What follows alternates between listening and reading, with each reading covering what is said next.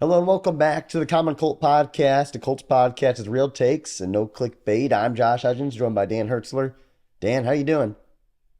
Uh, doing all right, doing all right. Kind of getting that stink of yesterday a little bit off. Kind of realizing, hey, we are who we are, and it was a tough loss. But hey, there's some positive things that going on with this team. But unfortunately, again, we got some news that we got to talk about. Some comments that were made after the game that got us scratching our head. Michael Pittman saying some stuff here, Josh.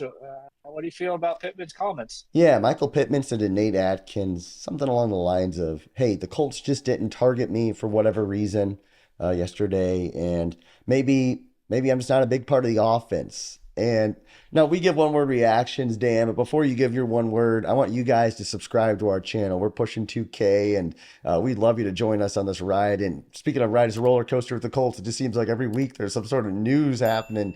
Anyway, what's your one word? I'm gonna go with the word diva. Man, it just feels like a diva kind of comment. And let me preface that by saying I think it's important that receivers have some level of diva. I think the position, wide receiver and cornerback, both those positions are really a lot of pressure on an individual. And they got to be very confident. They got to have a little bit of diva in them. I think some of the best receivers have that. They want the ball, and so they're ticked off when they don't get the ball. And I'm all for Michael Pittman being upset he didn't get the ball, but I don't like the second part of that comment. I don't like, in fact, saying, "Well, maybe I'm not a part of this." To me, that just sounds like a bad romance. That just sounds like someone that's just kind of whining and complaining that maybe they're not loved enough. Hey, you didn't get a lot of targets this week. Okay, that happens. Maybe the game plan was different. Maybe the defense was doing something different. Maybe it just didn't go your way. And so I understand the frustration. I don't like that second part of that comment. It pushed the line to me across the diva line. Yeah, for me, my one word is loss. This is the type of things that come from losses. If the Colts win this game, even if he kind of thinks this inside, the frustration probably won't bring it out. I mean, with a win. And to me, I mean, like you said, any number one wide receiver probably feels that way. They're always going to feel like they should get the ball more. They always feel like they're open. So that's not necessarily anything new. It's just that he said it after a loss and it sounds kind of babyish. Now, the good thing is with Michael Pittman, he hasn't been like this before. It probably was just a situation where it boiled over after a frustrating loss. We were all frustrated after the loss, and the players were, and it just means that he cares. But the truth is, he's incredibly motivated to get the ball this year because he's in a contract year. He decided he's not going to hold out. He decided he's going to play and try to do things right. And for the most part, he's been having a good season. He leads the Colts in receptions. Just some quick stats here.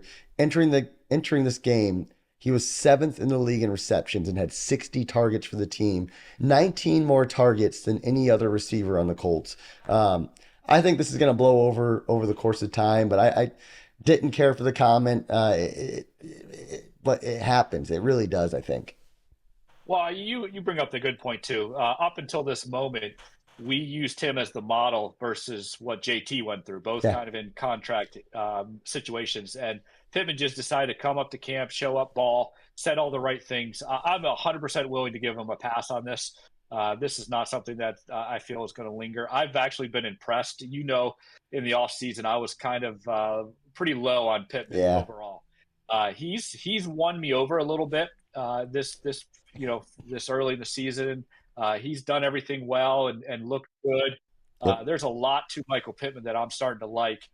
Didn't like this comment, and I can be fair about that. But at the same time, it's one comment, like you said, after a tough loss. Let's see what happens, how this plays out.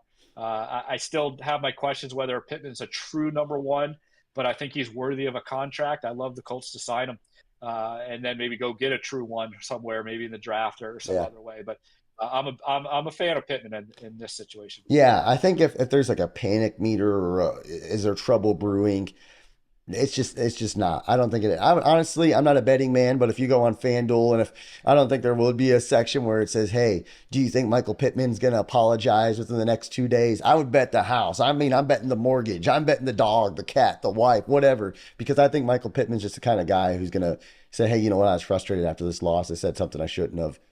move on. Yep. Yeah, I mean that's all there is to it. I mean, the truth is on our show when we see things, we'll talk about them and we'll give our takes. And I think the interesting thing is I think some people do like to kind of stir the pot and add fuel to or gas to the fire, and that's not us. So, hey. Colts got a big one coming up here next week. It's going to be fun, and I'm sure Michael Pittman will be catching a lot of passes. So we'll see how it goes. Yeah, it'll be fun against him and Lattimore. Lattimore's a pretty good cornerback, so Yeah, we'll see if Pittman gets that'll targeted be this week as well. that'll be interesting, guys. Let us know what you think in the comments. Let us know your one word, and make sure to hit that subscribe button. Thanks for watching, guys, and have a great day.